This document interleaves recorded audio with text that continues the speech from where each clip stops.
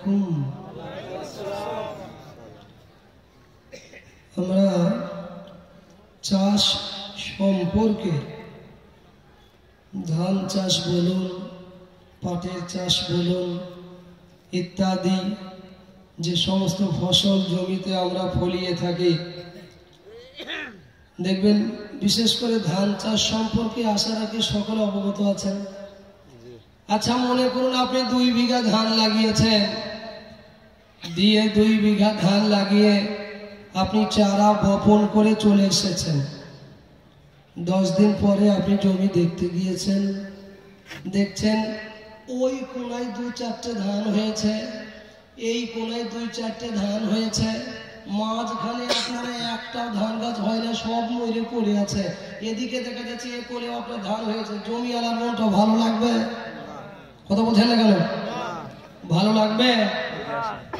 যদি ভালো না লাগে, যাদের সামনে ফাঁকা দেখতে পাচ্ছেন দয়া করে বলবো আপনারা একটু গুছিয়ে বসুন। জি হযরতকে সামনে রেখে আমার জালসা তো অনেক জায়গায় করছি, গতকাল দিনাজপুর থেকে এসেছি, আজকে দুপুরে আমার প্রথম ওনার পাশে রেখে আলহামদুলিল্লাহ ওনার ছাত্রের আমি ছাত্র, যাই হোক ওনার আলহামদুলিল্লাহ ওনাকে পেয়েছেন আলহামদুলিল্লাহ। কাজে আমি আপনাদের বলবো, অনুরোধ করব, নবী প্রেমিক আল্লাহওয়ালা আপনারা সকলে একটু গুছিয়ে আসুন, সকলে একটু গুছিয়ে আসবেন। যিনারা বাজারে আছেন, রাস্তাতে আছেন, আমি দয়া করে বলবো আপনারা বাজারে না থেকে এই কুরআনী মাজলিসে আপনারা সকলে চলে আসুন। ইকো কোথায়? ইকো কেন? আলহামদুলিল্লাহ আলহামদুলিল্লাহ নাহমাদুহু ওয়া নাস্তাঈনুহু ওয়া নাস্তাগফিরুহু ওয়া নু'মিনু বিহি ওয়া নাতাওয়াক্কালু আলাইহি ওয়া নাউযু বিল্লাহি মিন শুরুরি আনফুসিনা ওয়া মিন সাইয়্যাতি আ'মালিনা মান ইয়াহদিহিল্লাহু ফালা মুদিল্লা লাহু ওয়া মান ইউদ্লিলহু ফালা হাদিয়া লাহু ওয়া নাশহাদু আন লা ইলাহা ইল্লাল্লাহু ওয়াহদাহু লা শারীকা লাহু ওয়া নাশহাদু আন্না সাইয়্যিদানা ওয়া সানাদানা ওয়া নাবিয়ানা ওয়া হাবিবানা ওয়া হাবিবা রাব্বিনা ওয়া মাওলানা মুহাম্মাদান আবদুহু ওয়া রাসূলুহু الذي أرسله بالحق بشيرا ونذيرا وداعيا إلى الله بإذنه وسراجا منيرا إن الله وملائكته يصلون على النبي يا أيها الذين آمنوا صلوا عليه وسلموا تسليما فقد قال الله تبارك وتعالى في القرآن العظيم بسم الله الرحمن الرحيم إنا نحن نزلنا الذكر وإنا له لحافظون সবাই ভক্তির সাথে দরুদে ইব্রাহিমটা একবার পাঠ করি।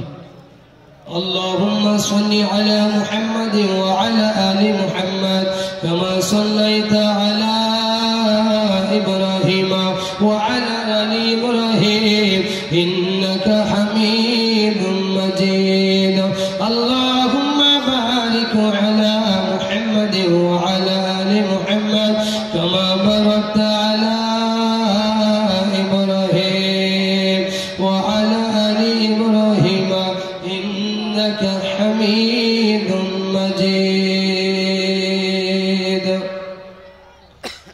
এমন মরণ মাওলা তুমি কাউরে দিও না, এমন মরণ মাওলা তুমি কাউরে দিও না, গুনাহ থেকে তোমার কাছে চাইতেছি পানা, এমন আমার গুনার মালিক তুমি কাউরে দিও না, এমন মরণ মালিক তুমি কাউরে দিও না।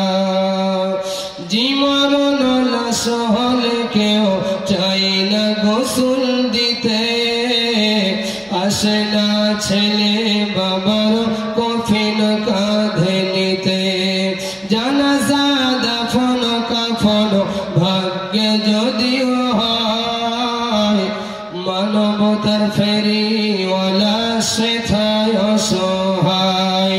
এই পাপীদের কঠিন ইমতিহানি ফেল না, এমন মরণ মাওলা তুমি কাউরে দিও না, এমন মরণ মাওলা তুমি কাউরে দিও না। যে মরণ হওয়ার আগে ছাড়তে হবে ঘর, মরণের পরে সবাই আপনরা হয় পর। যে মরণ হওয়ার আগে চিকিৎসা নাই, রেখে আমায় জেলখানাতে সব যাবে পালাই। শেষ দেখাটা মা বাবা সন্তানেও দেখে না, মালিক শেষ দেখাটা মা বাবা সন্তানেও দেখে না, এমন মরণ মাওলা তুমি কাউরে দিও না। সম্মানীয় মাননীয় নির্বাচিত আজকের এই জলসা কমিটির পক্ষ থেকে যোগ্যতম শ্রদ্ধেয় আমাদের দিনের রাহাবার সম্মানীয় সভাপতি মহাশয়, মঞ্চে উপস্থিত শ্রদ্ধেয় আলেম উলামায়ে কিরাম, হুফাজে কিরাম, শ্রোতা হিসাবে যিনারা এসেছেন, আসছেন, আসবেন, যিনারা দাঁড়িয়ে আছেন, বাজারে আছেন, বিক্ষিপ্তভাবে এদিক ওদিকে রয়েছেন, সকলের প্রতি আন্তরিক শুভেচ্ছা জানাই। বয়োজ্যেষ্ঠ বয়কনিষ্ঠ সমবয়স্ক ভাই এবং আব্বাজি, আর এক পর্যায়ে পর্দার আসিনা, শ্রদ্ধেয়া মাননীয়া সম্মানিত মায়েরা এবং বোনেরা, সকলের প্রতি আন্তরিক শুভেচ্ছা ভালোবাসা জানিয়ে কোরআন হাদিসের আলোকে কথা বলার প্রয়াস রাখলাম। আমার তৌফিক ইল্লা বিল্লাহ। সমস্ত প্রশংসা যা কিছু পৃথিবীতে ঘটনা ঘটে গিয়েছে, ঘটছে, আগামীতেও ঘটবে, সব কার হুকুমে? আওয়াজ দিয়ে বলেন, জোরে বলেন একটু, আল্লাহর হুকুমে। সেই মালিকের প্রতি আমরা বড় ভক্তির সাথে কৃতজ্ঞতা জানাবো যে মালিক আমাকে আপনাকে রিয়াজুল জান্নাতের মধ্যে, জান্নাতের বাগানে, আজকে দক্ষিণ বাঙ্গালঝি এই জান্নাতের বাগানে কবুল করেছেন। একটু উচ্চ আওয়াজে সমবেত কণ্ঠে বলুন আলহামদুলিল্লাহ। পরে পরে জানায় দো জাহানে নবী সৈয়দুল আম্বিয়া খাতামুন নবিয়্যিন মুহাম্মদ মুস্তাফা, সবাই বলুন সাল্লাল্লাহু আলাইহি ওয়াসাল্লাম। নবীর প্রতি ভালোবাসাপূর্ণ দরুদ এবং সালাম শান্তি ধারা বর্ষিত হোক, বলুন আল্লাহুম্মা আমিন। প্রিয় শ্রোতী মণ্ডলী, কয়েকটা শব্দ দ্বারা ছোট্ট একটি কোরআন থেকে আয়াতে কারিমা পেশ করেছি। দেখেন, ভূমিকা বেশি আমি লম্বা চওড়া করব না, তবে শুরুতে একটি কথা আপনাদের জানিয়ে রাখি, যে এলাকার মানুষ হোক আর যে গ্রামের মানুষ হোক, দেখবেন মানুষ যখনই বিপদে পড়ে তখনই দেখবেন আল্লাহর সামনে দ্বারস্থ হয়, যখনই বিপদে পড়বে। আর যেই ওই বিপদ থেকে আপনার যখন মুক্ত হয়ে যায় সে দেখবেন ও যে কে তাকে মুক্ত করাইলো সব কিছু ভুলে যায়। তাই মোট কথা, এখন আমাদের সমাজে আমরা হলাম সুবিধাবাদী মুসলমান বেশি আছে। আমাদের এলাকাতে বালির শ্যামনগরে বাড়ি আমার, পেঁয়াজের চাষ খুব বেশি হয় জানেন। পেঁয়াজ ছোট হয়, সাইজ আবার মোটাও তো হয়, তাই না বলেন? ছোট হয় মোটা হয়, সব দেনাওয়ালা একজন, তিনি কে? আল্লাহ। এক বছরে 12 মণ ধান হয়েছে, পরের বছরে 12 মণ হবে, কোনো গ্যারান্টি দিতে পারবেন? কোনো গ্যারান্টি নেই। তো একটা জমিওয়ালা আমাদের এলাকায়, তো আপনার জমিওয়ালার ছোট ছোট পেঁয়াজ হয়েছিল, দিয়ে পাশের জমিওয়ালা বলছে, ভাই তোমার পেঁয়াজের হাল খুব খারাপ, ভাই মন খুব খারাপ, বেচারা মুখ দিয়ে কত বার হয় না বাপ, যে আল্লাহ যা দেবে তাই হবে, মন খুব খারাপ। ছোট ছোট যখন পেঁয়াজ হলো, পরের বছরে আল্লাহ ওই জমিতে বেশ পেঁয়াজ মোটামুটি ধরেন ফলন বেশি হয়েছে। তো স্বাভাবিক ভাষায় পাশের জমিওয়ালা বলছে, ভাই তোমার গেল বছরে যা হয়েছে হয়েছে, এই বছরে তোমার 2 বছরের টাকা উঠে যাবে। তখন বলছে এমনি হয় না, এবছরে 6 বস্তা সার আমার বেশি লেগেছে। কথা বুঝেন না? যখন আপনার ছোট হলো, আল্লাহ যা দেবে তাই হবে, মোটা হলো সার বেশি দিয়েছি।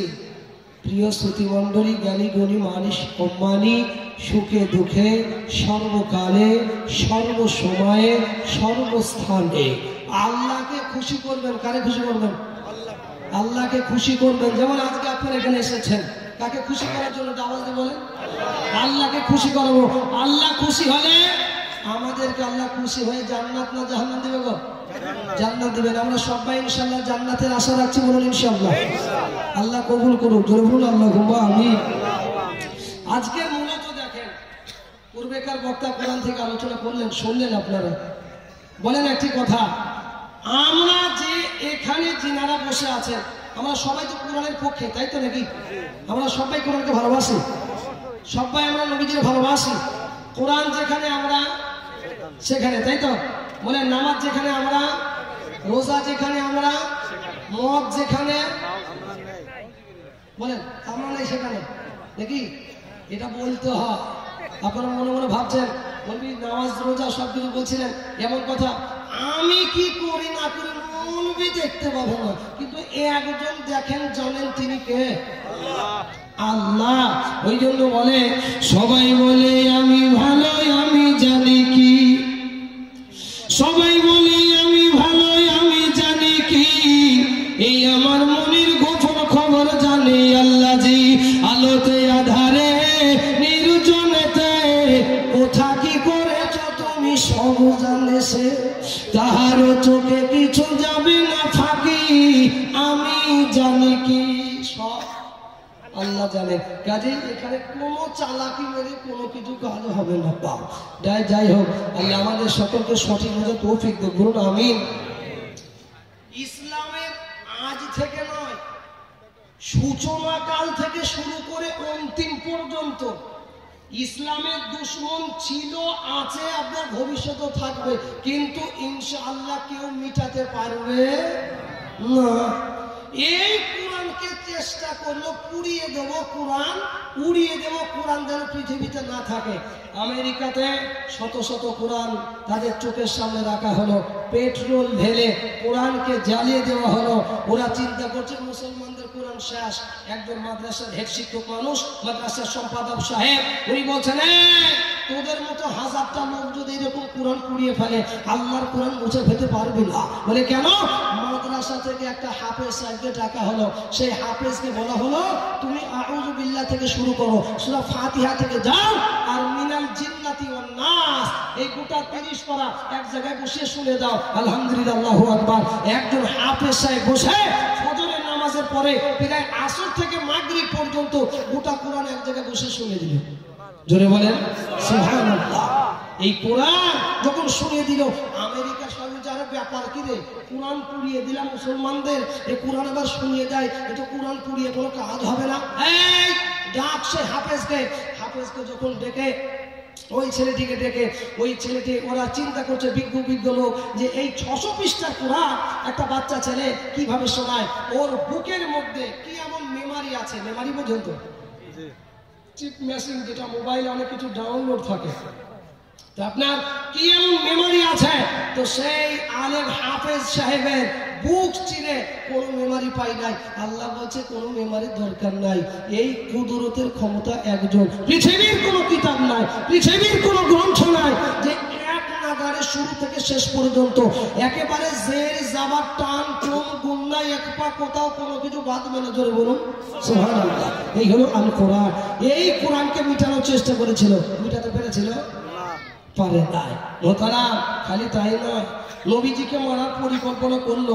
উমারকে আবু জাহেল বলছে, যা তো মুহাম্মদের গর্দানটা নিয়ে আয়, গর্দানটা নিয়ে আয়। হযরতে উমর রাদিয়াল্লাহু তাআলা আনহু উনি গেলেন নবীজিকে মারতে।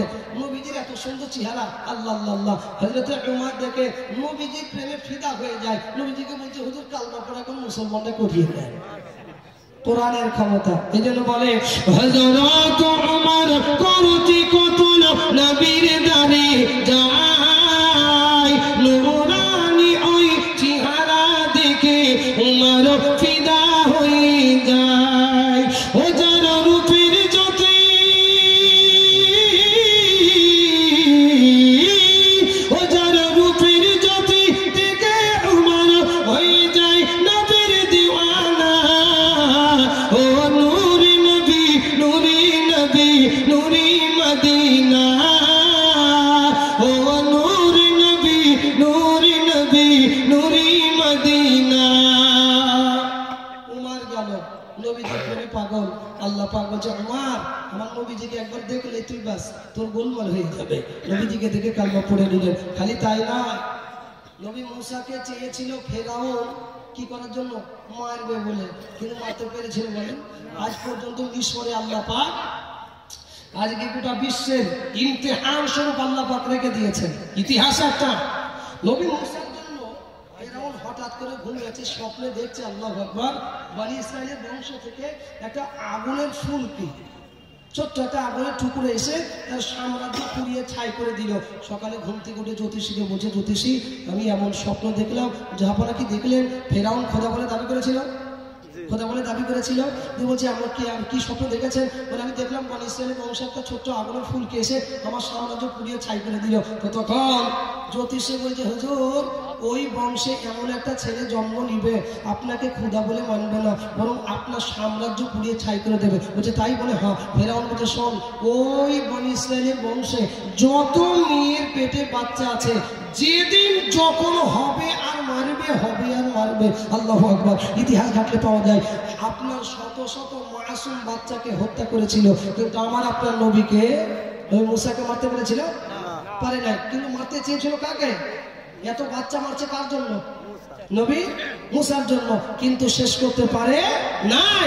আল্লাহ বলছে, ফেরাউন তোর মতো হাজার ফেরাউন এসে আমার নবী মুসাকে কিছু ক্ষতি করতে পারবে না। তখন সবাই মন্ত্রীরা বলছে, হুজুর আপনি যে কাজ শুরু করেছেন শেষ পর্যন্ত আমাদেরকে পায়খানা সাফ করার কাজ করতে হবে। তো বলছে কেন? তো বলছে, হুজুর আপনি জানেন যে যত নিম্ন শ্রেণীর কাজগুলো ওই বংশের মানুষগুলো করে দেয়, তো ওই আপনি তো বাচ্চার যত জেনারেশন হচ্ছে ওদেরকে তো মেরে দিচ্ছেন, আর যারা যত সব বৃদ্ধ লোক আছে এরা তো একদিন মারা যাইবে, এরা পায়খানা সাফ করছে, নিচু জাতীয় যত যাবতীয় কাজ এরা করে বেড়ায়, তো এদের কিছু বাচ্চা বাঁচিয়ে রাখুন, শেষ পর্যন্ত আমরা কি পায়খানা সাফ করবো? ফেরাউন বলছে, কথাটা তো খারাপ বলো নাই। ফেরাউন বলছে, শোনো, 1 বছর বাচ্চা রাখবে আর 1 বছর মারবে। কি বললো? 1 বছর বাচ্চা রেখে দিও, ওই বাচ্চাগুলো বড় হলে ওই কাজগুলো করবে, আর পরের বছরে কোনো বাচ্চা রাখবে না, পরের বছরে যা হবে সব মেরে ফেলবে। আল্লাহ বলছে, তুই যে বছরে মারার পরিকল্পনা করবি সেই বছরেই নবী মুসাকে পাঠাবো, আর খালি পাঠাইবো না, আমি তোর ঘরে মানুষ করবো। জোরে বলেন সুবহানাল্লাহ।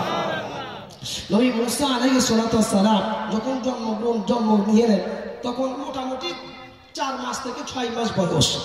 নবী মুসা আলাইহিস সালাতু ওয়াস সালামের মা আল্লাহর ওই বান্দি একদিন আল্লাহর কাছে ফরিয়াদ করে, রব্বানা যালামনা আনফুসানা ওয়া ইল্লাম তাগফির লানা ওয়া তারহামনা লানাকুনান্না মিনাল খাসিরিন। আয় আল্লাহ, আল্লাহ আমার বেটা মুসা, মাবুদ গো আল্লাহ আমার বেটার তুমি দায়িত্ব নিয়ে নিও। আল্লাহ বলে, বান্দি রে, ও আমার নবী মুসা মা, তুমি চিন্তা করো না, তোমার কোনো অসুবিধা নাই, তুমি চিন্তা করো না, আমি আল্লাহ দায়িত্ব নিলাম। বান্দি রে, তোমার নবী মুসার দায়িত্ব খুদ রব নিয়েছে, তুমি কোনো চিন্তা করো না, আমি একটা তোমাকে পথ অবলম্বন করতে বলবো। বান্দি রে, আমি তোমাকে একটা বাক্স বানাইতে বলবো ওই বাক্সয় করে আমার নবী মুসাকে ভাসিয়ে দিবি। বলেন ওই বাচ্চা যখন হলো 5 মাস 6 মাস, কেউ তো পৃথিবীর কোনো মা চাই না যে ওই বাচ্চা ছেলেকে পানির উপরে ভাসিয়ে দেবে। কেউ চাইবে? বলেন বলেন কে চাইবে? কোনো মা চাইবে? পৃথিবীর কোনো মা চাইবে না। কিন্তু অর্ডারে একজনের উপর থেকে আসতে হবে। কার অর্ডার? আল্লাহর অর্ডার, কিছু করার নেই।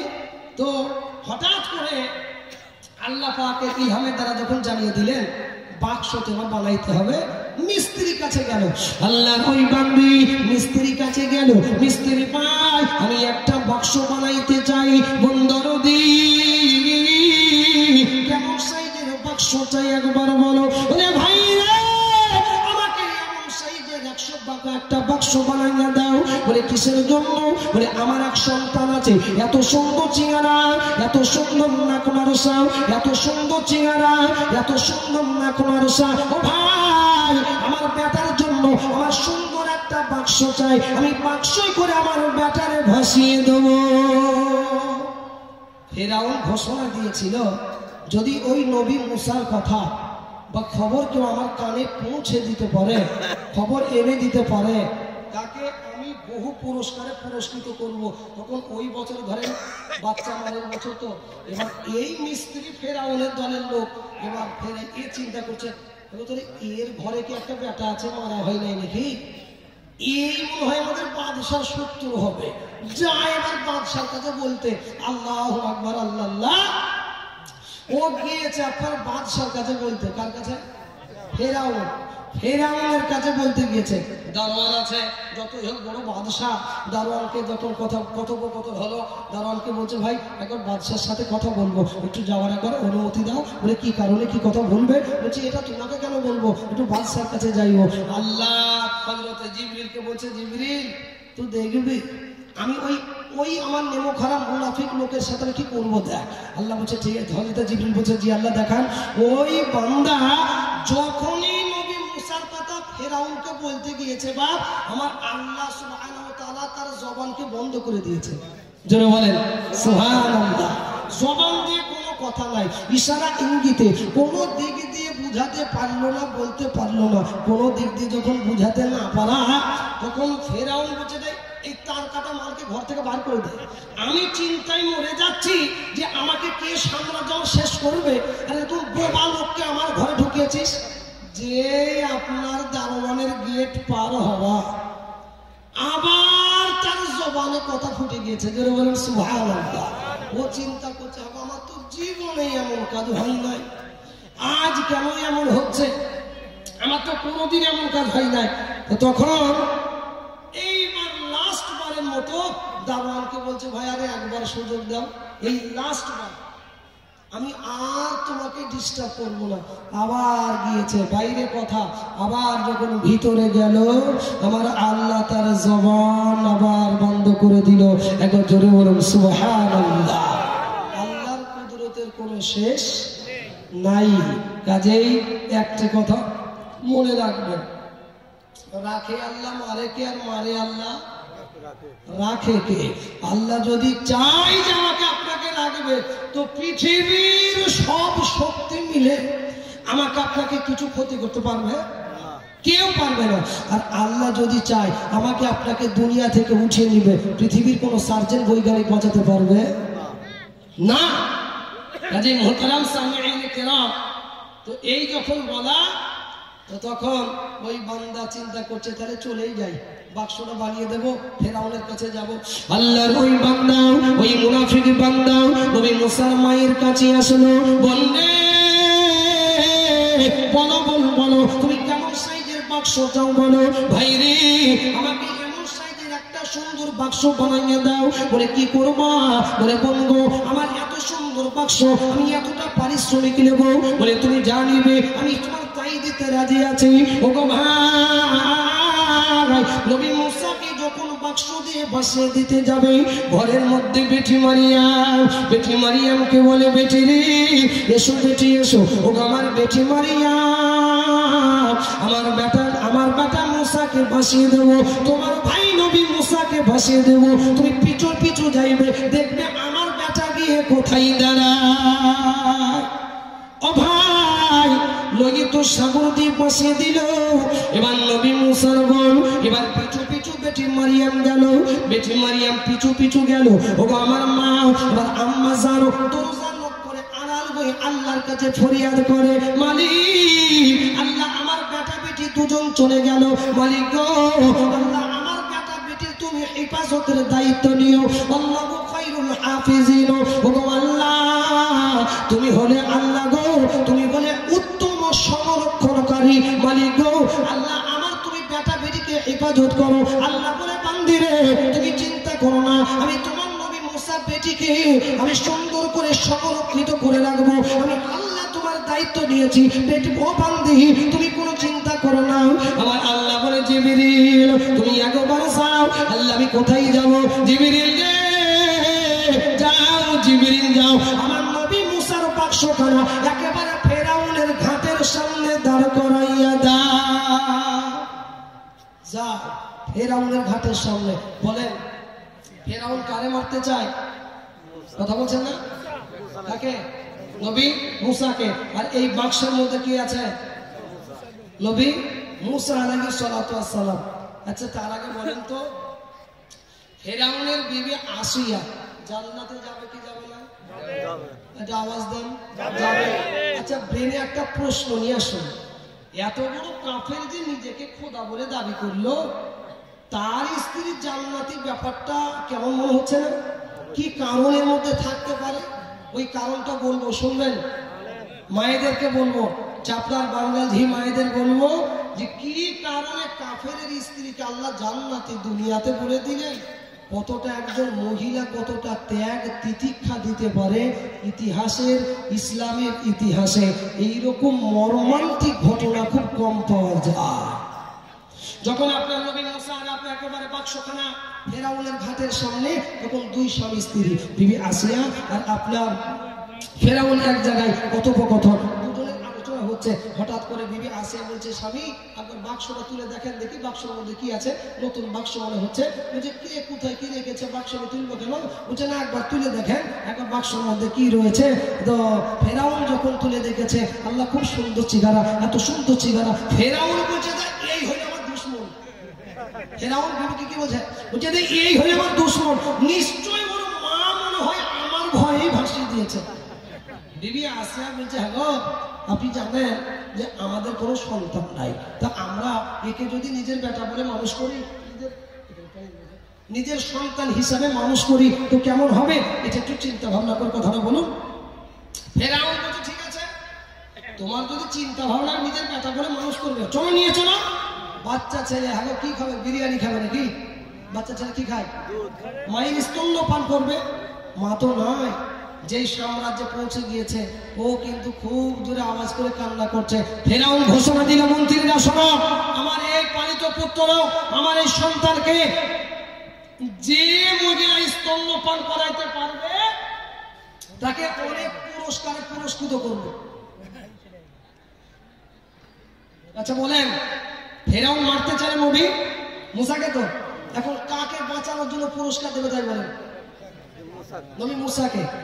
ওই ফেরাউন ঘোষণা দিয়ে দিল, ওরে মন্ত্রী সবাই, তোমরা সবাই শোনো, হুজুর আপনি কি বলবেন বলুন। বলে আমার যে বেটা, মহিলাদেরকে ডাকো, যদি কোনো মহিলার স্তন্যপান করাইতে পারে আমি সেই মহিলাকে অর্ডার থেকে পুরস্কৃত দেব। ওরে ভাইরে, নবী মুসার জন্য শত শত শত শত মহিলা হাজির হইল। একজন বান্দি নবী মুসাকে কপালে যখন চুম্বন দিল, গালে চুম্বন দেয়, ছোট চুম্বন দেয়, নবী মুসার উত্তরায় স্তন্যে যখন লাগাইতে যাবে, আল্লাহ বলে হ্যালো মুসা। মুসা বলে কি হলো? আল্লাহ বলে মুসা রে, তুই একজনের স্তন্যপান করবি না। বন্ধু রে, আমি তোর কালিমা বানিয়েছি লা ইলাহা ইল্লাল্লাহ মুসা কালিমুল্লাহ, আমি তোর সাথে কথা বলবো বন্ধু। ওরে বন্ধু শোনো শোনো, তুমি কারণ স্তন্যপান করবা না, আমি আল্লাহ তোমার মায়ের স্তন্য স্টকে রেখে দিয়েছি, তুমি একটু করে অপেক্ষা করো, আমি তোমার মায়ের করে আমি তোমাকে ফিরিয়ে দেব। সুবহানাল্লাহ, তোমার মায়ের করে তোমাকে ফিরাইবো। একজনের স্তন্যপান করবি না। কেউ যখন পারলো না, ফেরাউন বলছে আমার বেটার যদি স্তন্য কেউ পান করাইতে না পারিস তো তোদের কাউকার বাঁচি রাখবো না। আমি এগুলো চিন্তা করছি, এখন আমাদের স্তন্যপান করছেন তো আমাদের কি দোষ? আমাদের তো এতে কোনো দোষ নাই। যাকে মারতে চাই এখন তার জন্য তার সাম্রাজ্যকে শেষ করবে। ভিড় সরিয়ে বেটি মারিয়াম, নবী মুসার বোন মারিয়াম গুটি গুটি গুটি পায়ে মেয়েদের মাঝখানে। বলছে কি বাবা তোমরা তো ভিড় জমা করেছো কেন? বলে কি হয়েছে কি? বলছে আর বলিস নি বোন। বলে কি হলো একবার বলো। বলছে এই বাদশার একটা বেটা আছে, আমাদের কারোর স্তন্যপান আমরা কেউ করাতে পারলাম না, এখন আমাদেরকে বলছে আমাদেরকে শেষ করবে। আচ্ছা বোন তুই বল, আমরা তো এত চেষ্টা করলাম স্তন্যপান করলো না, এতে কি আমাদের কোনো দোষ আছে? ওই নবী মুসার বোন মারিয়াম, ওগো ভাইজান এবার মনোযোগ দিয়ে শুনুন। এই বেটি মারিয়াম চিৎকার মেরে বলে, বোন রে একটি কথা আমি তোমাদের শোনাই। বলে কি কথা বলো? বোন গো আমার কাছে এমন একজন মহিলার খোঁজ আমি দিতে পারি, এই বেটা যত কঠিন মনের মানুষ হোক না কেন এই বেটার কান্না থেমে যাবে, এই বেটা তার স্তন্যপান করবে। বোন গো তার হাতে একবার বাঁচিয়ে নাও, আমার জান আমাদের জানটা বাঁচাইয়া দাও। বোন রে আগে বাদশার কাছে একবার অনুমতি নাও, আগে বাদশার কাছে যাও, আগে বাদশাকে বলো হুজুর আপনি কি চান আপনার বেটা বেঁচে থাক? বলে অবশ্যই চাই। বলে হুজুর গো একবার যদি আপনি অনুমতি দেন এমন এক মহিলাকে হাজির করাইবো আপনার বেটা স্তন্যপান করবে হুজুর। বলে ঠিক আছে তুমি হাজির করো। বলেন কার জন্য বলছে? কার জন্য? নবী মুসার মায়ের জন্য গো, নবী মুসার মায়ের জন্য। এবার মা দরজার আড়াল পেতে বসে আছে, মালিক আল্লাহ আমার বেটা নাই বেটি নাই, আল্লাহ কারোর তো খোঁজ নাই। এবার যতই হোক মা গর্ভধারিণী মা, আচার পিচার খানে বলি মা, উনি দুঃখে কষ্টে কষ্টিত ব্যথায় ব্যতীত ওই দরজার আড়াল পেতে বসে আছে। এবার বেটি মারিয়ামকে বলে ফেরাউন ঘোষণা দিয়ে দিল, ও বান্দি তোমার কোথায় বাড়ি বলো? বলে অমুক জায়গায় বাড়ি। বলে বান্দি রে তুমি এক্ষুনি যাও সেই মহিলার একবার খোঁজটা নিয়ে এসো। ও গো ভাই বেটি মারিয়াম দরজা নক করলো, ও মা একবার দরজা খোলো। বলে কে গো? বলে আমি তোমার বেটি মারিয়াম। বেটি রে আমার বেটা এবং আমার বেটা নবী মুসা একবার খোঁজ দাও। ও মা চিন্তা করো না তোমার বেটা ভালো জায়গায় আছে, কিন্তু তুমি যার ভয়ে পাশিয়ে দিয়েছো মা আজকে আমার ভাই মুসা তোমার বেটা মুসা তার ঘরে আশ্রয় পেয়েছে। মা যার ভয়ে ফাঁসিয়ে দিলে তার ঘরে। মা চিন্তা করছে বেটি তাহলে কি অবস্থা? বলছে কোনো চাপ নাই, কোনো চিন্তা নাই, আমার ভাইকে চিনতে পারি নাই, আমি তো তোমাকে নিতে আসলাম, তুমি একবার চলো, তোমার কোলে আসার জন্য আমার ভাই ছটপট ছটপট করছে। আল্লাহ গো নবী মুসা আলাইহিস সালাতু ওয়াস সালাম এর মা যখন হাজির হইল, কোলে যখন নিয়েছে, আল্লাহ বলছে মুসা তোর কান্না থামিয়ে দে, কোনো চাপ নাই, তোর মায়ের কোলে চলে যা। কান্না থেমে গেল, স্তন্যপান করলো। ফেরাউন চিন্তা করছে আগে তোমার বাড়ি কোথায়? এই যে একটা কোনো মহিলা পারলো না আর তুমি হঠাৎ করে এসে তোমার কোলে গেল, আমার ব্যাপার কান্না থেমে গেল, ব্যাপার কি? বাড়ি কোথায় তোমার? বলছে হুজুর আমার জায়গায় থাকি। তো বলছে তো আমার বেটাকে মানুষ করে দিতে হবে। মুসার মা বলছে বাদশা শোনেন আপনার বেটাকে মানুষ করে দেবো, দুইটা শর্ত আছে। বলে কি শর্ত? এটা আমি আপনার বাড়িতে থেকে মানুষ করবো না, আপনার বেটারে আমার ঘরে নিয়ে যাব, আপনি যেদিন চাইবেন আপনি নিয়ে আসতে পারুন, আপনি দেখতে পারবেন, কোনো অসুবিধা নেই, কিন্তু আমি আপনার ঘরে থাকবো না। বলে 2 নম্বর কি বলো? বলছে আমার সংসারের দায়িত্ব আপনাকে নিতে হবে। বাদশা বলছে আরে পাগলি তুই বাদশার বেটাকে মানুষ করবি বলে কথা, তুই সংসারে তো চাপ নিচ্ছিস কেন? তুই তোর ঘরে মানুষ কর, আমি তোর সব দায়িত্ব নিলাম। আল্লাহ বলছে তোর মতো গাধার মতো এত গাধা দেখিনি যে তুই যাকে মারার পরিকল্পনা করলি তাকেই আমি তোর টাকা দিয়ে মানুষ করাচ্ছি। জোরে বলেন এই ক্ষমতা কার? আল্লাহ। আল্লাহ আল্লাহ তুমি জাল্লা জালালো, আল্লাহ আল্লাহ তুমি জাল্লা জালালো, কুদরতে তোমার কোনো শেষ নাই। আল্লাহ আল্লাহ তুমি জাল্লা জালালো। কুদরতের মালিক একজন, তিনি কে? জোরে বলুন আল্লাহ। তো যখন এই কথা হলো নিয়ে গেল, সংকীর্ণতার সাথে বলার চেষ্টা করছি, যখন নিয়ে যাও বাবা, হঠাৎ করে যখন অনেকটা দিন কেটে গেল, এবার বিবির কাছে গিয়ে একটু গুনগুন করে বলছে হাবিবি আসিয়া কি হলো? বলছে আমাদের বেটা তো অনেক দিন হয়ে গেল, চলো একবার যাই, একবার আমাদের বেটাকে দেখে আসি। বিবির কাছে হাজির হইল, বিবি রে চলো বিবি চলো, একবার যাইবো। স্বামী গো আপনি কই যাইবেন, কোথায় যাইবেন? বলে চলো একবার আমাদের বেটাকে দেখে আসি, অনেকদিন দেখি নাই। দরজা নক করলো, বেটি মারিয়াম দরজা খুলে দিল। ও মা, আমাদের জায়গা পড়া আসলো, আমাদের বাদশা এসেছে, কাজী তুই তার বেটাকে তার কোলে তুলে দাও। ও ভাই, বিবি আসিয়া কোলে তুলে নিল, একেবারে হাসি, কোনো অসুবিধা নাই। বিবি আসিয়া কোলে তুলে নিয়েছিল ওই মুসাকে, কোনো অসুবিধা নেই। বিবিকে বলছে একবার আমাকে দাও, আগে আমাকে দিয়ে দাও। যে আপনার ফেরাউন বাপ কোলে তুলে নিল, বাম হাত দিয়ে দাড়ি ধরে ডান হাত দিয়ে এক চড়, তাকে তাকে ফেরাউনকে মেরেছে গে নবী মুসা। এবার যখন চড় মেরেছে, জমিনে পড়ে গিয়েছে, তখন জমিন থেকে আপনার তাড়াহুড়ো করে উঠে তার স্ত্রী তার বিবি আসিয়াকে বলছে, তোকে আগেই বলেছিলাম এই আমার দুশ্মন, তুই আমার কথা শুনিস নাই, তোকে আমি আগেই বলেছিলাম। তখন বিবি আসিয়া বলছে, হ্যাঁ আপনি খুদা না গাধা? বুঝে কেন? বাচ্চা ছেলে কেউ যদি কোলে নাই, পেশাব করে দেবে, পায়খানা করে দেয়, ঘুষি মারবে, লাথি মারবে, একটা নাই চড়ই নাই তোমাকে মারল, তো তাই বলে কি বাচ্চাটাকে তুমি মেরে দেবে? ফেরাউন বলছে, বিবি তুই বাচ্চা ছেলে বলছিস বটে, কেন চড়ে তোমার কি করে হইল না? বাচ্চা যে বলছিস, তখন বিবি আসে বলছে, না আপনি বুঝতে পারবেন না, এটা বাচ্চা ছেলে, আপনি বোঝার চেষ্টা করেন। বিবি আসিয়াকে বলছে, মা এটা কিছু একটা পরীক্ষা দেয়। বিবি আসিয়া বলছে, ঠিক আছে আপনি পরীক্ষা নিতে চান? বলে হ্যাঁ। বলে তাহলে শোনো, এক জায়গায় স্বর্ণ রাখবো একটা পাত্রে, আর এক জায়গায় আগুনের ওই কয়লা, আগেকার জামানায় যে বাতাস করে চা হতো না, কয়লা টাইপের বা গুল টাইপের, বলে ওই জিনিস এক পাত্রে রাখবো। এই বাচ্চা যদি সোনার দিকে হাত বাড়ায়, আপনি যা ইচ্ছা করবেন, বাচ্চা চালাক আছে, কোনো কিছু করবো না। আর বাচ্চা যদি আগুনের দিকে হাত বাড়ায়, তাহলে আপনাকে জানতে হবে বাচ্চার বুদ্ধি নাই, বাচ্চাকে আপনার ছেড়ে দিতে হবে। কিন্তু তোমার এই শর্তে রাজি?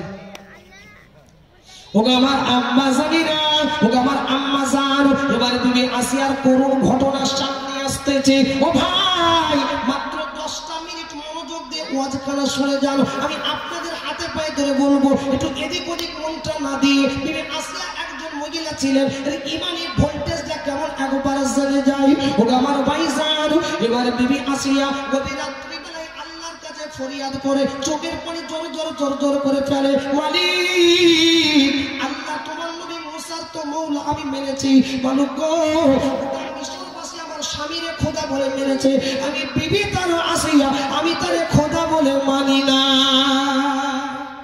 সবাই মেনেছে, আমি মানি নাই। আল্লাহ আজকে আপনার এই নবী মুসার জন্য আল্লাহ তুমি হেফাজত করবে, হেফাজতের মালিক তো তুমি, তুমি কিভাবে হেফাজত করবে আল্লাহ তুমি ভালো জানো।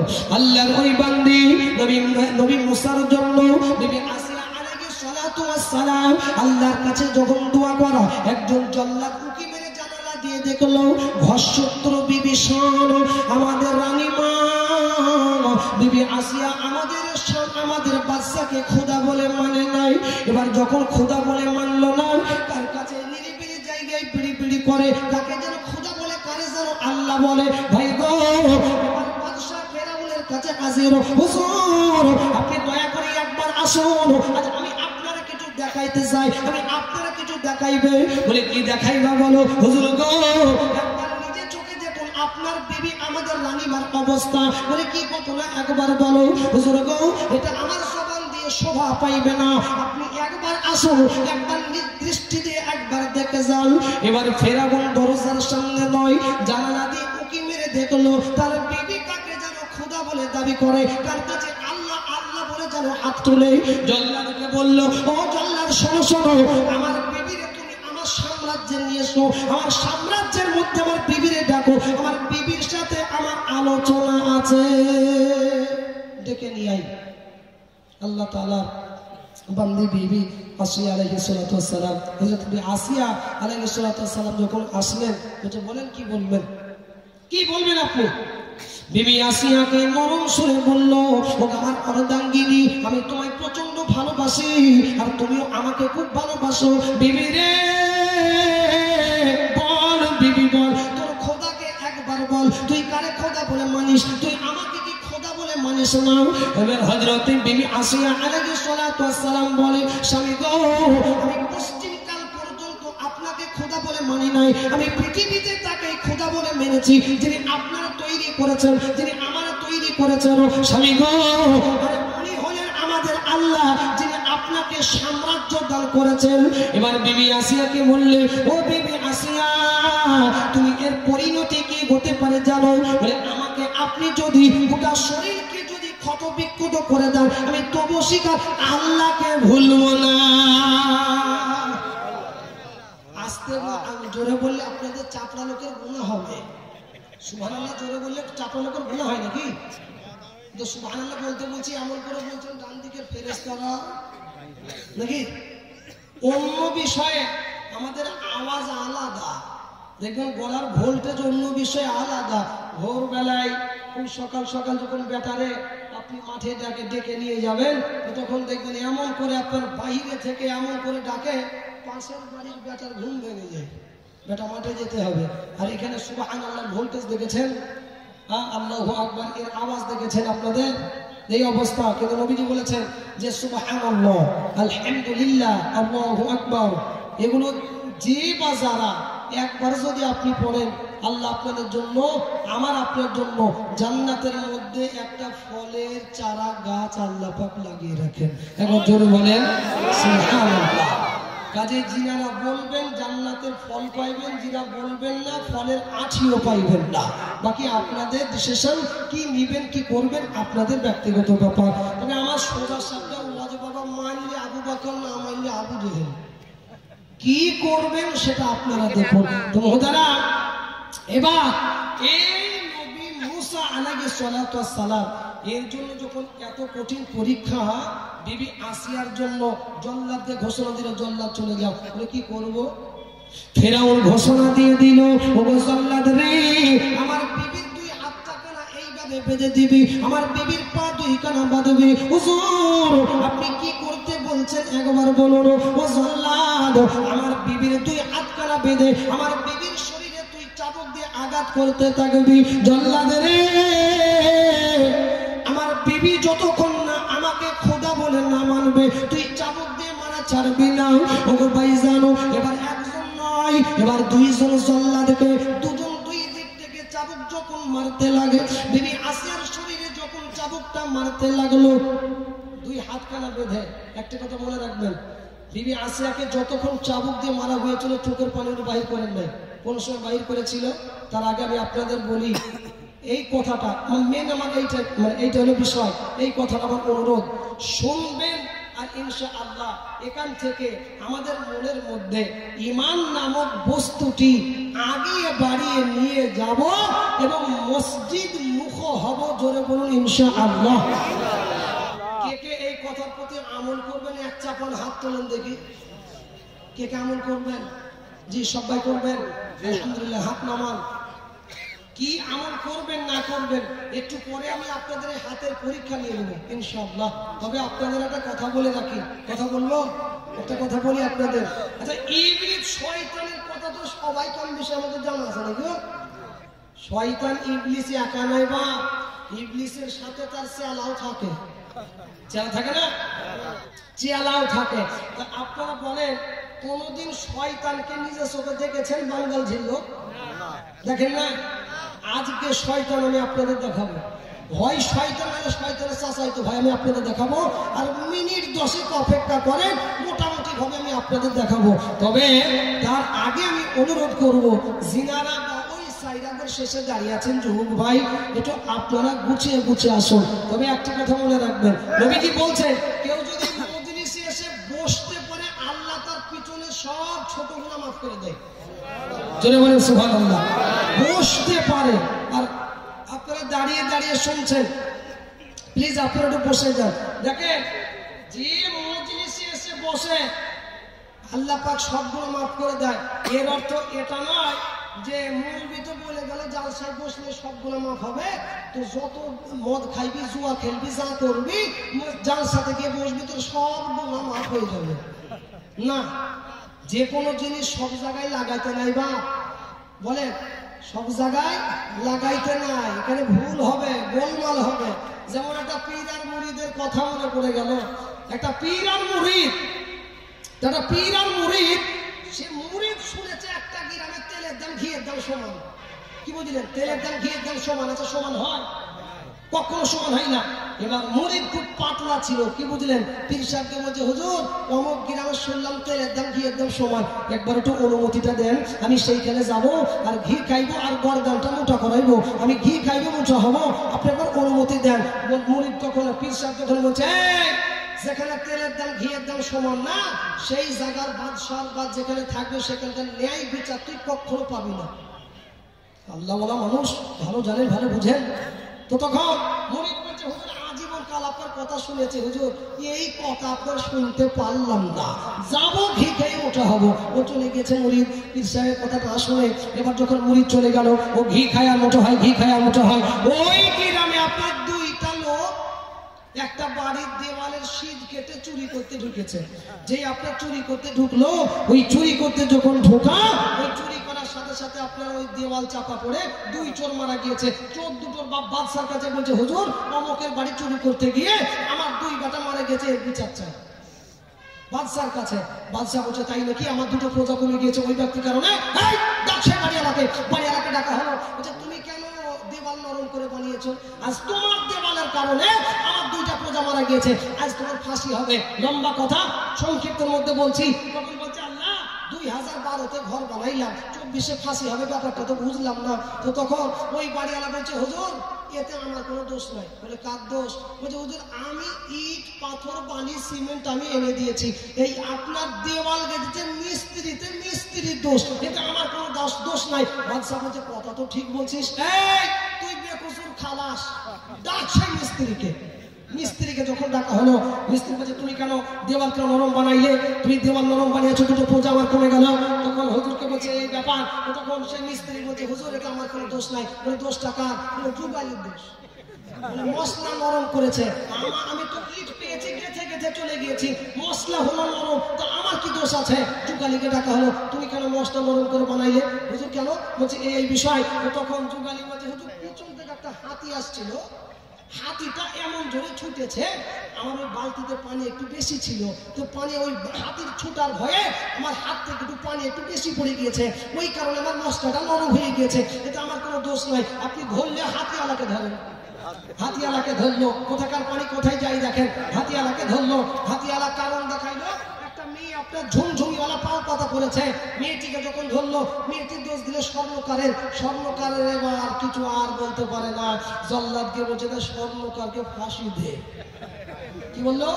স্বর্ণকারকে ফাঁসিয়ে দে। ও বাবা, ওই স্বর্ণকারের গলা এত চিকন, আর ওই আপনার দড়ি যে আপনার পড়াইতে যাবে অটোমেটিক আপনার বার হয়ে চলে যায়। আপনার জল্লাদ এসে বাদশাকে বলছে, হুজুর আপনি যে লোকের ফাঁসি চাচ্ছেন, ও দড়িতে হুজুর হাত পাচ্ছে না। বাদশা বলছে, আজ মুখ দিয়ে বলেছি আজ ফাঁসি হবে তো হবে, অর্থাৎ এই দড়ির মাপে যার গলার মাপ পাবি তার ফাঁসি হবে।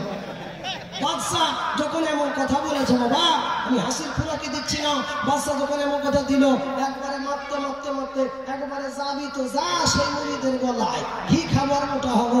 তো তখন কিছু করার নাই, মুরিদের এবার ফাঁসি হবে। বলে, তোমার শেষ ইচ্ছা কি? বলে, শেষ ইচ্ছা আমার পীর সাহেবের কাছে দেখা করবো। তো তখন পীর সাহেবের কাছে দেখা করতে গিয়েছে, হুজুর একটা কথা শুনলাম না, জান নিয়ে টানাটানি, আর কোনোদিন অমান্য হবো না, এইবার জানটা বাঁচিয়ে দেন। বলে, কি ব্যাপার? বলছে, এই ঘটনা ঘটেছে হুজুর। কি করেছিস? বলে, কিছু করি নাই, খালি আমার গলার মাপে মাপ হয়েছে বলে ফাঁসি হবে। বলছে, তুই এক কাজ কর, তোকে যখন ফাঁসির মঞ্চে ফাঁসিতে ঝুলাইতে যাবে, আমি বলবো, এই আমার মুরিদকে ছাড়, আমাকে ফাঁসি দে, আর তুই বলবি আমার পীরকে ছাড়, আমাকে দে, বাকি আমি খেলা দেখে নেবো। তুই খালি এই কথাটা বলবি। আপনারা এরকম যখন হলো, মুরিদ যখন মুরিদকে দিবা ফাঁসি যখন দিতে গেল, তখন পীর সাহেব বলছে, আমাকে ফাঁসিটা ঝুলাও। মুরিদ বলছে আমাকে, এ বলছে আমাকে। জল্লাদ বাদশাকে নিয়ে বলছে, হুজুর দাড়িওয়ালা টুপিওয়ালা যে কাজ শুরু করেছে হুজুর, একবার আপনি নিজে চোখে দেখে যান। এবার বাদশা এসে দেখে, তাই তো, এ বলছে আমি মরবো, ও বলছে আমি মরবো। বলছে, কি কারণ কি? এর কারণটা কি? বাদশা বলছে, আপনাকে বলা যাবে না। বলছে, কেন বলা যাবে না? বলছে, আমি খুব ভাবনা চিন্তা করে দেখলাম যে এই ফাঁসির মঞ্চে যে ঝুলে মরবে সেই জান্নাতে যাবে, যে ঝুলে মরবে সেই জান্নাতে যাবে। বাদশা বলছে, জান্নাত যাওয়া বিদেশের লোক এসে আমার সাম্রাজ্যে জান্নাত নিয়ে যাবে আর আমি বাদশাহ হয়ে দাঁড়িয়ে দাঁড়িয়ে দেখবো ওর দুই পীর আর মুরিদকে ছাড় আমার গলায় ফাঁসি বাঁধে। জ্ঞানী গুণী মানে সম্মানী আমি আপনাদের বলি, যে কোনো জিনিস যে কোনো জায়গায় লাগাতে নাই বা যে কোনো জিনিস লাগাবেন না। আল্লাহ আমাদের সঠিক বুঝা তৌফিক দেন। ওগো আমার আব্বা জান, এবারে বিবি আসিয়ার জন্য ওই বিবি আসিয়ার হাত দুই কানা যখন বাঁধা গেল চাবুক দিয়ে মারতে লাগে। ওগো আমার পয়সার চাবুকের সাথে চামড়া যখন বার হয়ে আসে, চামড়া উঠে আসে, রক্ত বার হয়ে যায়। ও ভাই জাল্লাদ যখন কাঁপিয়ে গেল, হুজুর আপনার বিবির কি শরীর ইস্পাত দিয়ে বানাইলো? বলে কেন কেন কেন হুজুর গো, আমরা আপনার বিবি আপাই না, একবার আপনি নিজে বোঝানোর চেষ্টা করুন। এবার বিবি আসিয়াকে নিয়ে আসা গেল। বিবি রে, যতই হোক তুই আমার অর্ধাঙ্গিনী, আমি তোরে খুব ভালোবাসি। ও বিবি একবার খোদা বল। বলে আমি খোদা বলে মানব না। এবার ফেরাউন ঘোষণা দিয়ে দিল, বলে জল্লাদ আমার বিবির শরীর থেকে পোশাকখানা খুলে নাও। এবার পোশাকটা খুলে উলঙ্গ করে নাও, লম্বা গজাল আগুনে সুন্দর করে তাপাইবা, আর যখন ওই গজাল পেরেক গুলো আগুনের মতো জল জল করবে, আমার বিবি আসিয়াকে ওই পেরেকের উপর বসিয়ে দিবি। ওগো ভাইজান, এবার বিবি আসিয়ার কি মর্মান্তিক ঘটনা। এবার বিবি আসিয়ার জন্য এবার যখন ঘোষণা হয়ে গেল, এবার যখন পোশাক যখন খুলতে যাওয়া, বিবি আসিয়া কান্না করে, মালিক এত চাবুক দিয়ে মার খাইলাম মাওলা, মালিক রে আমি চোখ দিয়ে পানি বাইর করি নাই। আমার এবার ইজ্জতের প্রশ্ন এসে গেল, আমার ইজ্জতের হেফাজত মাওলা তুমি নিও। অত ইজ্জত মা তাশা অত দিল্লু মা তাশা। আল্লাহ ফকিরকে বাদশা বানাও, আল্লাহ বাদশাকে ফকির বানাও। মালিক গো আল্লাহ তুমি হেফাজত করো। আল্লাহ বলে বান্দিরে আজকে উল্টা দোয়া কইরো না, আজকে তোমার দোয়া আমি কবুল করব না। ও বান্দি আছে, শোনো শোনো, আমি আল্লাহ এমন একটা ইতিহাস করে দিয়ে বানাইবো, গোটা পৃথিবীতে ইতিহাস হয়ে থাকবে। আল্লাহর ওই বান্দি আসিয়াও আমি কি হাসাইতে আসলাম? বলে না না না। এবার বিবি আসিয়াকে আপনার সুন্দরভাবে যখন ওই আপনার পেরেক গুলো তাপানো হয়ে গেল, হুজুর পেরেক তাপানো হয়ে গেল, এবার বলুন আপনি কি করতে চান বলুন। এবার ওই বান্দি আসিয়াকে শরীর থেকে পোশাক যখন আলাদা করা হয়ে গেল, একজন আপনার হাত ধরলো, একজন পা ধরে আপনার যখন উত্তপ্ত পেরেকের উপর চাপাইতে যাবে, জমিন কান্দে আসমান কান্দে। হযরত জিবরিল আমিন আল্লাহকে ফরিয়াদ করে, মালিক আল্লাহ আর কি দেখাইতে বাকি রাখলাম? মালিক গো আল্লাহ দেখাইবা। আল্লাহ বলে জিবরিল রে চিন্তা করো না, আমি আল্লাহ এর মধ্যে কি হিকমত রেখেছি তুমি দেখো, আমি আল্লাহ এর মধ্যে কি রেখেছি একবার দেখো।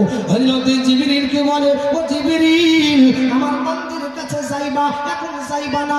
আল্লাহ গো আল্লাহ আমি কখন যাইও? এবার হযরত জিবরিলকে পাঠাইলো, যখন আপনার ওই উত্তপ্ত পেরেকের উপরে এবার আল্লাহর বান্দি আসিয়াকে যখন শোয়াইতে যাবে, আসমান কান্দে, জমিন কান্দে, সমুদ্রের মৎস্যগুলো কান্না করে। আমার আল্লাহ তাআলার কসম, আমার যখন ওই বিবি আসিয়াকে শোয়াইনো হলো, পিছন দিক থেকে পেরেকগুলো প্রবেশ করে, সামনে দিয়ে বার হয়ে যায়, আর পেট দিয়ে বুকটা চিরে বার হয়ে যায়। আসমান কান্দে, বিবি আসিয়ার দুই দিক দিকে চোখে দিয়ে যখন নুই পড়ে গেল, আল্লাহ তাআলা বলে, ও জিবরিল আমার ওই বান্দির কাছে যা, আমার বান্দি আসিয়ার চোখ দুটো বন্ধ, আবার আগে আমার বান্দির চোখ দুটো বন্ধ করবা না। বলে কেন করবো না? জিবরিল রে আমার ওই বান্দি আসিয়ার চোখ দুটো বন্ধ হওয়ার আগে আমার আসমানের 8টা জান্নাতের গেট খুলে দে। জোরে বলেন সুবহানাল্লাহ।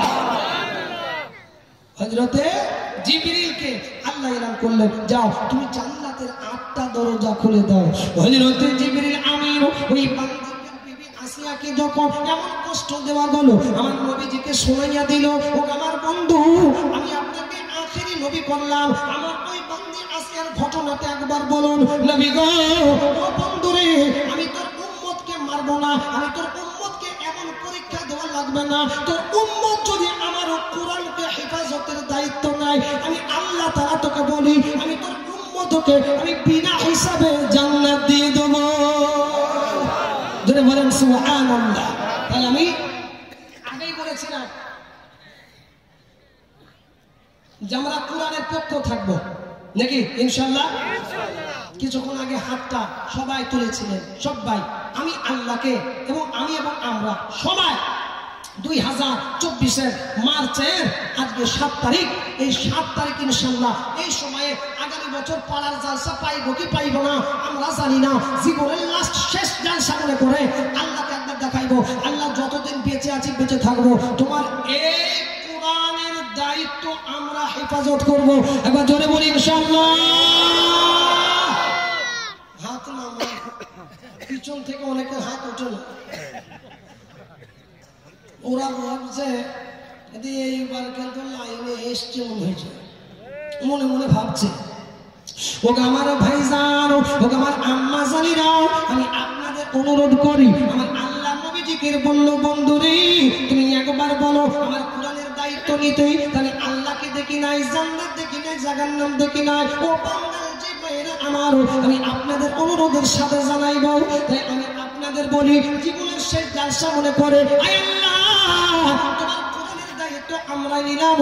তাই ইনশাআল্লাহ বলেন তো মসজিদ কার ঘর? আওয়াজ হলো না? আল্লাহর ঘর। মসজিদে কি হয়? আমার আল্লাহ তাআলার নবী বলেন, মায়ার নবী বলেন যে মসজিদ বানাইয়া দিল আমার আল্লাহ তার জন্য জান্নাতে ঘর বানাইয়া দিল। বান্দারে আমি আপনাদের কাছে এইবার ভাইদের বাঙ্গাল যে লোকের কাছে, আমি চাপড়া গ্রামবাসী লোকের কাছে দুই হাতটা এবার পেতে দিব। আমি আপনাদের বলবো এই মসজিদ হলো সিজদা করার জায়গা। আল্লাহ বলে বান্দারে অপবিত্র অবস্থায় মসজিদে প্রবেশ করতে পারবা না, ঢুকতে যাইবা না, তুমি ঢুকবা না। আল্লাহ বলে নবী গো আমার মসজিদ যে বানানো, আমার মসজিদকে যে নেক দৃষ্টি দিয়ে দেখলো, আমি আল্লাহ তার জান্নাতের মধ্যে ঘর বানিয়ে দেব। জোরে বলেন সুবহানাল্লাহ। একবার তাকবীর ধ্বনি দেব, একবার উচ্চ আওয়াজ দিবেন, জোরে বলি নারে তাকবীর। এইবার ইবলিস শয়তান দেখানোর পালা এসেছে, দেখবেন জি দেখবেন। আমি এবার দেখাই, শুনেন। ইবনে মাজার হাদিস আছে, ভালো কাজ যে শুরু করলো ওর পিছনে যত লোক যাবে, যে ফার্স্ট টাইম শুরু করলো সব নাকি তার ঘরে যাবে। আর যে আপনার গুনার কাজ ফার্স্ট টাইম যে শুরু করলো ওকে দেখা দেখি যত লোক করবে সব গুনাহ যে আগে করলো তার ঘরে যাবে।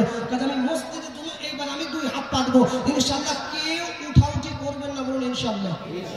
জোরে বলুন ইনশাআল্লাহ। বলেন আমরা আল্লাহ ওয়ালার পরিচয় দিব না ইবলিসের চাচাতো ভাইয়ের পরিচয় দিব?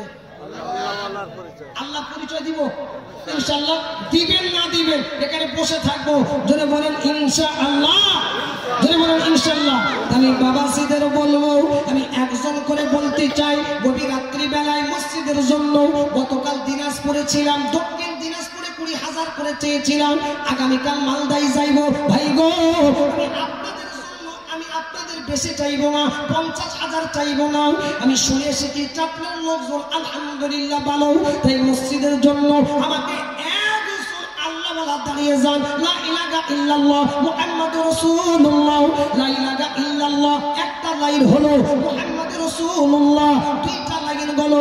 আমি একজনকে বলবো এই মসজিদের জন্য ইনশাআল্লাহ, একজন দাঁড়িয়ে বলুন হুজুর আমি মসজিদের জন্য আমি দেব ইনশাআল্লাহ 20,000। একজন ইনশাআল্লাহ। কোন হাদিস সাহেব আছেন, কোন মেম্বার আছেন, কোন উপপ্রধান আছেন, ইনশাআল্লাহ আমাকে মাত্র একজন বলেন যে আমি 20,000। আল্লাহু আকবার। বলেন যে নবী হাদিস বলে দিয়েছেন, নবীর সঙ্গে তুলনা করা হয় গো? হ্যাঁ জোরে বলেন। হয়নি, হবে না, হতে পারে না আমার নবীর সাথে কারো তুলনা। হয়নি, হবে না, হতে পারে না আমার নবীর সাথে কারো তুলনা। হায়রে তুলনা তো দূরের কথা, ছায়াও মিলে না। হয়নি, হবে না, হতে পারে না আমার নবীর সাথে কারো তুলনা।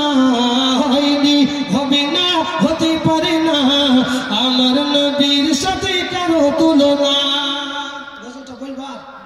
হ্যাঁ আর একটা নতুন গজল আপনাদের শোনাইব ইনশাআল্লাহ। জি আমাকে একজন খালি 20,000 হলেই বলবো, একজন নাই মসজিদের জন্য। ও আল্লাহ রাব্বুল আলামিন বুজুর্গ, আজকে এই জালসাতে আসলাম, আজ আমি জালসায় আমি আল্লাহর জান্নাত দেখি নাই হুজুর। আমার জান আছে নাই, পরে আস্তে আস্তে দিয়ে দিব ইনশাআল্লাহ। আগামীকাল মুসাফির হয়ে যাব, আমি আপনার জন্য খাস করে দোয়া করব রে ভাই। বলো ভাই গো, আল্লাহর এই মসজিদের জন্য একজনকে দাঁড়িয়ে বলতে পারবেন না আমার আব্বা মারা গেল, আজ আমি 1000 নগদ 19000 বাকি, ইনশাআল্লাহ 1 নম্বরে আমি দেবো 20000। নাই? আল্লাহু আকবার, আল্লাহ আল্লাহ। একজন বলেন যে আমি এই মসজিদের জন্য আল্লাহকে খুশি করার জন্য ইনশাআল্লাহ মাত্র 20000 টাকা দিব। একজন কোন হাজী সাহেব আছেন, কোন মাস্টার সাহেব আছেন যে ইনশাআল্লাহ, কোন এক্স আর্মি আছেন যে ইনশাআল্লাহ আমি এই মসজিদের জন্য আল্লাহর ঘরের জন্য আমি দেব